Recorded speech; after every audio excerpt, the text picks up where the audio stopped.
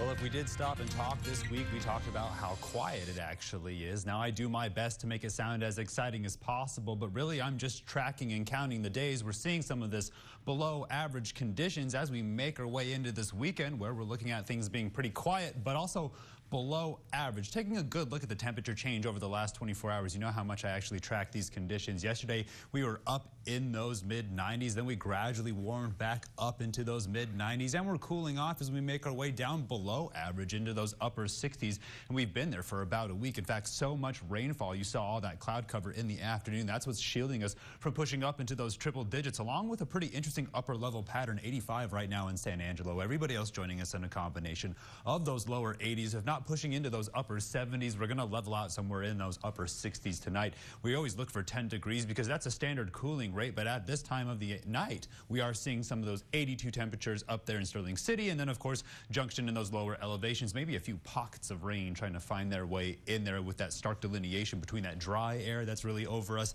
and a lot of that moisture that's pushing up as a result of it pushing down towards the equator. Of course, humidity values are in those 40s and all the way up into those 70s to the southeast. Now, around this time at the beginning of the week, this is what was causing a lot of that rain shower activity. So we know the moisture is in the atmosphere. Where it's headed and when is really the question. Of course, here's the loose gradient that I'm talking about. There's this high pressure heading into tomorrow, so it's going to look pretty quiet and pretty below average. This long wave trough, this cold front's going to slowly make its way across the Rocky Mountains, and once it does, we'll see if it doesn't fight up into those triple digits. Water vapor is giving you a good idea of that cold front that I'm talking about, and we're watching a lot of moisture sort of slow down as it gets across the Rocky Mountains. Take a good look at the moisture that's being pushed up as that dry air pushes down across the Concho Valley, slams into that cold front right up there near the Great Lakes, and then starts that circulation. That's going to continue to pull more of this moisture and keep these storms more towards the north of us while we see below average and calm conditions. Here's the moisture tracker showing you how it's going to push off towards the east. Then that cold front really starts to push down,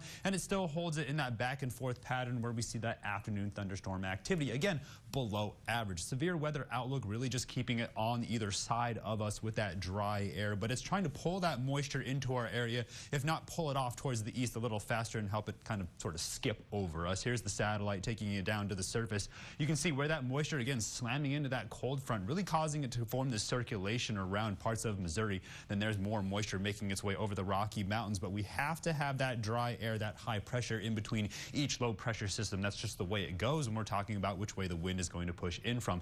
Now, we're seeing that southerly wind, and we've seen it from the east. Again, we're always on the tail end of these fronts. The Futurecast is going to show you how that dry air is really going to hold these winds off while they come in from the south, then they make their way in from the northwest. You see a lot of these pockets of rain giving up around the Edwards Plateau once it makes its way into the Concho Valley, but it definitely wants to rain. We saw so much rainfall that it's actually a pretty stable atmosphere. This is normal, if not below average. So tonight, down below average. Again, looking at a beautiful night with those calm conditions. Then tomorrow, going to be a beautiful weekend. Get out there for the Melon Fest, pick up a few things, then get ready for the games because it's going to be a great weekend to get out there, do some grilling. Of course, make your way out there and enjoy the new splash pad. As we make our way into that last week of July, though, we're going to see those temperatures with that cold front gradually try to push us up into those triple digits while the lows go in the opposite direction, going from those mid-70s all the way down to those lower 70s, if not below average in those upper 60s. Stay tuned. I'm up at the break. You're watching KSAN News at 10.